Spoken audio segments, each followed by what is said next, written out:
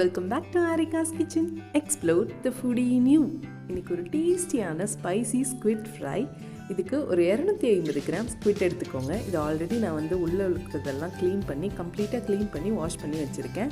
இதை வேர்ட்டிக்கலாக கட் பண்ணும்போது நம்மளுக்கு இந்த மாதிரி ரிங் ஷேப்பில் கிடைக்கும். உங்களுக்கு எந்த அளவுக்கு தின்னாக ஸ்லைஸ் வேணுமோ அந்த அளவுக்கு ஸ்லைஸ் பண்ணிக்கோங்க. இதில் கொஞ்சமாக சால்ட் அண்ட் லெமன் போட்டு நல்லா ஸ்க்வீஸ் பண்ணி இதை ஒரு 3-4 டைம்ஸ் நல்லா வாஷ் பண்ணி எடுத்துக்கோங்க.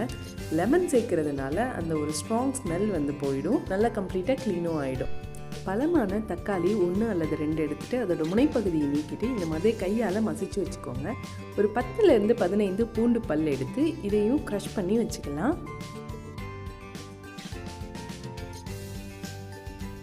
இப்போது ஒரு கடாயில் 2 டேபிள் ஸ்பூன் அளவுக்கு கடலை எண்ணெய் சேர்த்துக்கோங்க. இதில் ஒரு 4-5 வரமிளகாய், இதையும் டைரெக்டாக அந்த ஆயில் ஆட் பண்ணிக்கோங்க. டைரெக்டாக ஆயில் ஆட் பண்ணும்போது டேஸ்ட்டு வேறு லெவலில் இருக்கும். இதில் க்ரஷ் பண்ணி வச்சுருக்கிற இந்த பூண்டையும் சேர்த்துட்டு கொஞ்சமாக கறிவேப்பிலை சேர்த்துக்கோங்க.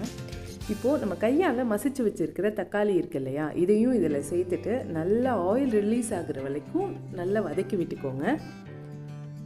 ஒன்ஸ் ஆயில் ரிலீஸ் ஆனதுக்கப்புறமா நம்ம ஆல்ரெடி க்ளீன் பண்ணி வச்சுருக்கிற ஸ்குவிட் இருக்குது இல்லையா, இதையும் சேர்த்துட்டு நல்லா அதை ஹை ஃப்ளேமில் வச்சு நல்லா மிக்ஸ் பண்ணுங்கள். 1 டீஸ்பூன் அளவுக்கு சால்ட் ஆட் பண்ணிக்கலாம். இந்த ஃப்ரை பண்ணுறதுக்கு தண்ணி சேர்க்க தேவையில்லை, ஏன்னா ஸ்குவிட்லேருந்து எக்கச்சக்கமான தண்ணி ரிலீஸ் ஆகும். இதை ஒரு மூடி போட்டு 45 மினிட்ஸ் லோ ஃப்ளேமில் குக் பண்ணிக்கோங்க. நீங்கள் வேணும்னா ப்ரெஷர் குக் பண்ணி 3-4 விசில் விட்டுக்கலாம்.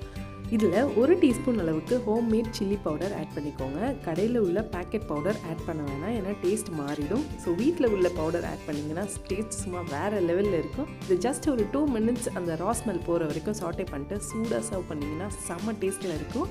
கண்டிப்பாக ட்ரை பண்ணி பாருங்கள். இந்த வீடியோ உங்களுக்கு பிடிச்சிருந்ததுன்னா லைக் பண்ணுங்கள், உங்கள் ஃப்ரெண்ட்ஸ் அண்ட் ஃபேமிலிக்கு ஷேர் பண்ணுங்கள். தேங்க்ஸ் ஃபார் வாட்சிங்.